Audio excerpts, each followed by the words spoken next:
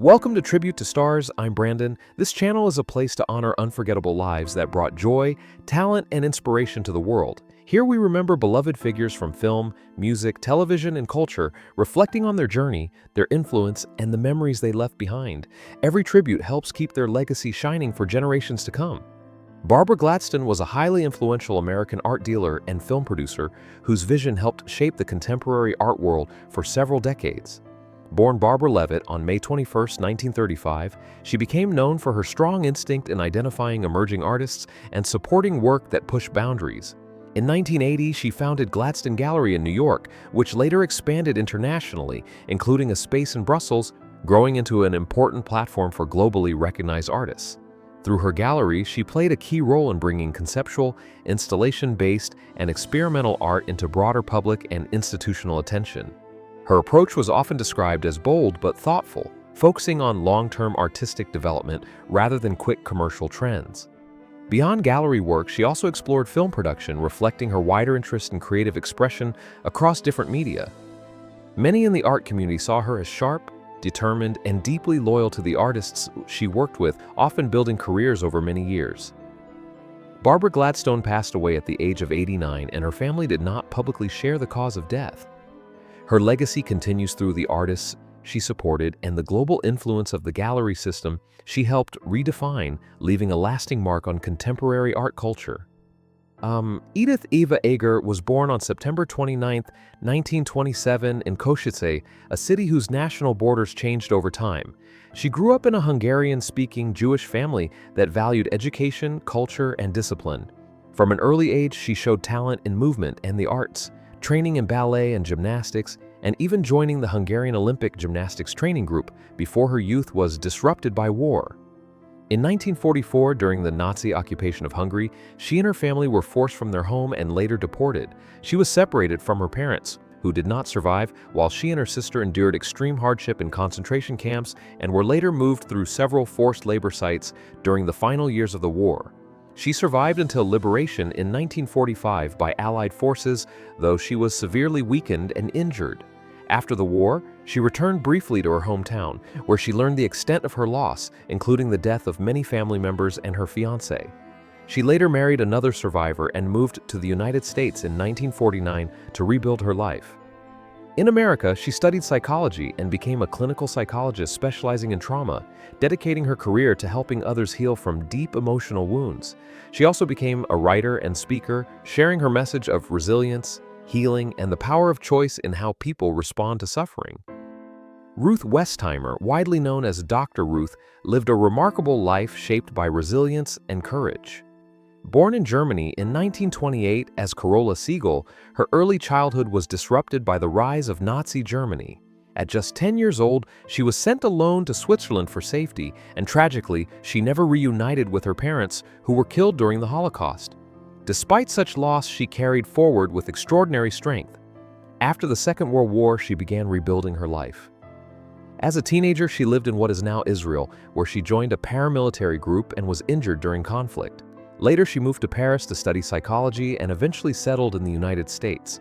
There, she worked various jobs while continuing her education and slowly built her academic career, earning a doctorate in her field by 1970.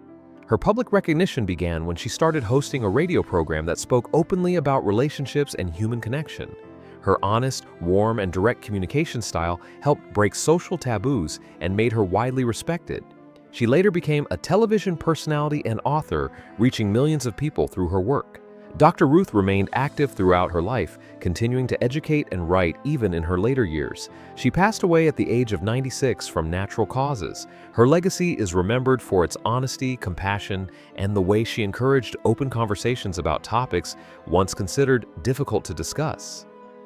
Ephraim Winters was an American college basketball player, best known for his time with the Illinois Fighting Illini. Born on December 19, 1963 in Chicago, he grew up with a strong passion for basketball and developed into a standout forward. Standing 6 feet 9 inches tall, Winters brought a mix of size, strength, and effort to the court that made him a reliable presence in the paint. His playing style was not just about physical ability, but also about consistency, discipline, and doing the small things that helped his team succeed. Before reaching college prominence, he attended Dr. Martin Luther King Junior College Preparatory High School, where his talent first began to attract attention. Coaches and teammates often described him as focused, hardworking, and committed to team success over individual recognition. During his college years, he became an important part of Illinois basketball, contributing through defense, rebounding, and steady effort in tough matchups.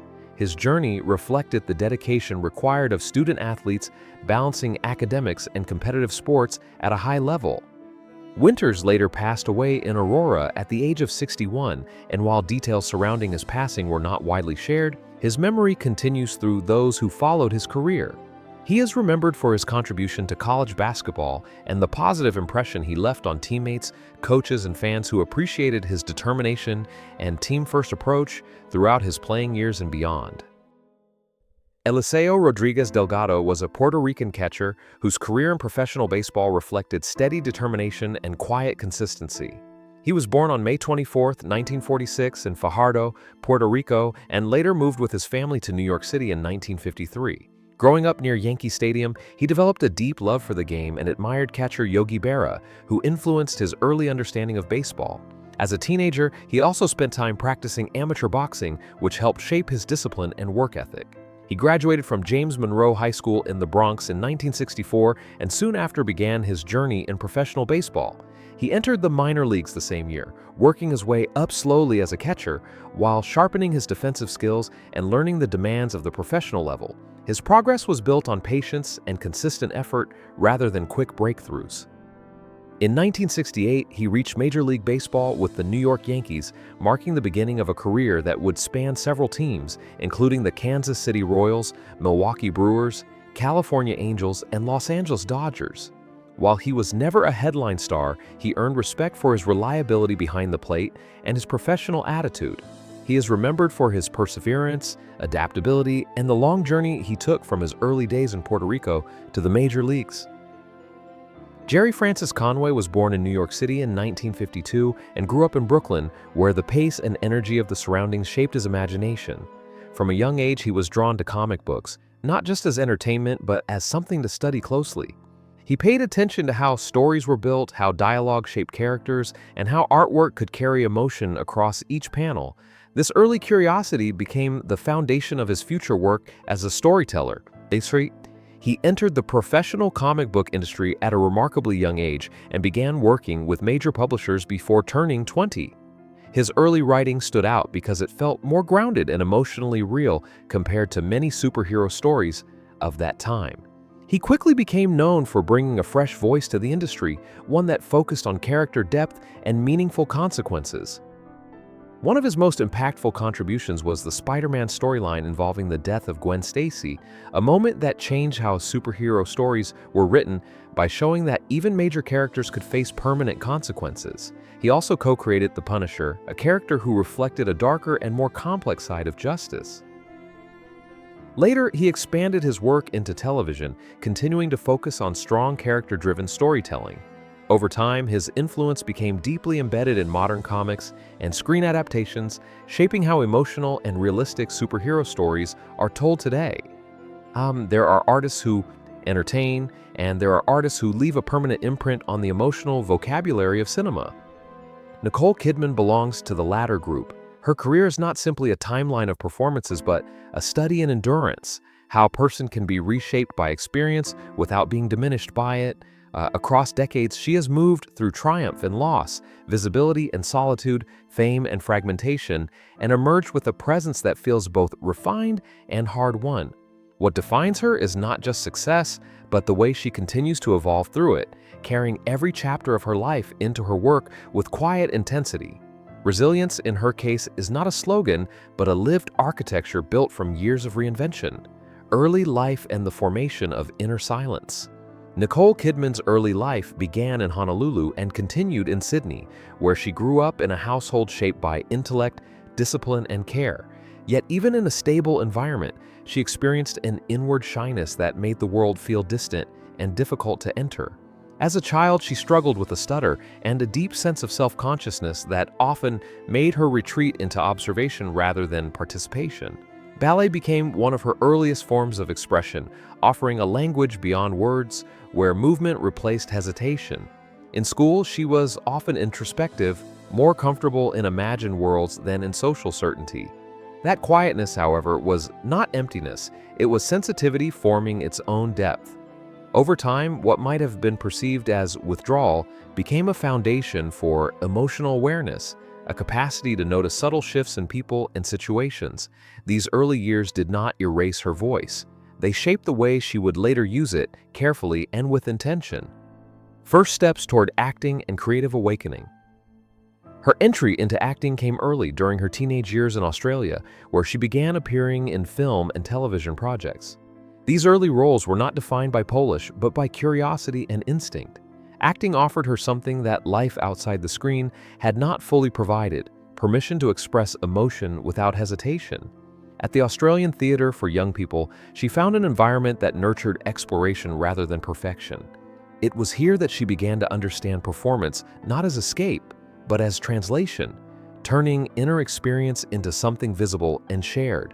Working alongside other emerging talents, she discovered a sense of belonging that had previously felt out of reach. Each role she took during this period added another layer of confidence, slowly replacing uncertainty with craft. Acting became less about hiding and more about revealing. Hollywood breakthrough and the weight of visibility. Nicole Kidman's transition into Hollywood marked a shift not only in geography but in scale. International projects brought her into a new level of visibility where every performance was observed, analyzed, and interpreted. Early films introduced her to global audiences, but it was her increasing range that set her apart. She did not rely on image alone. She built a reputation for emotional precision. As her career expanded through the 1990s, she navigated the demands of fame while continuing to take creative risks. Rather than settling into a fixed screen identity, she chose roles that challenged perception, characters marked by complexity, contradiction, and emotional volatility. With each performance, she demonstrated a willingness to step into discomfort if it meant artistic truth. This period established her not just as a rising star, but as a serious actor committed to depth over predictability. Artistic maturity and defining performances. The early 2000s marked a turning point in her artistic evolution. Films such as Moulin Rouge and The Hours revealed the full range of her ability to merge vulnerability with control. In Moulin Rouge, she embodied theatrical intensity and emotional openness, while The Hours demanded restraint, internal collapse, and psychological precision. These contrasting roles demonstrated her adaptability and willingness to disappear into character. Her performance in The Hours became especially significant, earning critical recognition and major awards, but more importantly, it solidified her reputation as an actor unafraid of emotional exposure. Rather than presenting perfection, she leaned into fragility, allowing audiences to witness characters unraveling in real time. This period defined her as an artist who could hold both grandeur and intimacy in the same frame.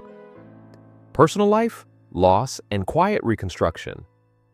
Alongside her professional ascent, Nicole Kidman's personal life unfolded in public view, though its emotional reality remained private. Her marriage to Tom Cruise was widely observed and eventually ended in 2001. The separation also involved the restructuring of family life, a transition that brought emotional difficulty and adjustment. Rather than speaking extensively about it, she focused on rebuilding stability through work and presence. Motherhood became a grounding force during this time, offering continuity amid change. While the details of personal transitions were often discussed externally, her own approach remained understated. She rarely framed her experiences in dramatic terms, instead allowing time and work to carry the weight of recovery. What emerged from this period was not reinvention for its own sake, but quiet reconstruction, an attempt to maintain identity through change rather than in opposition to it. Partnership, family, and renewed stability.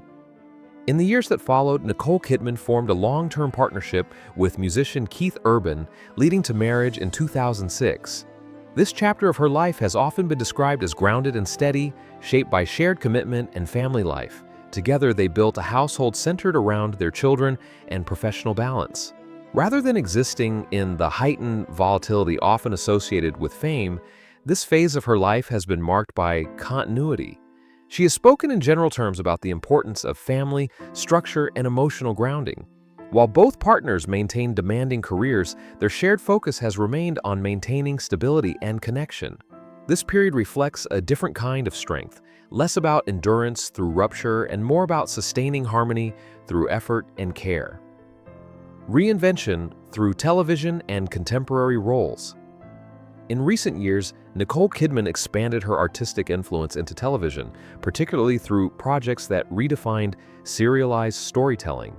Big Little Lies became a cultural milestone, not only for its narrative impact but for its exploration of trauma, identity, and resilience within domestic spaces.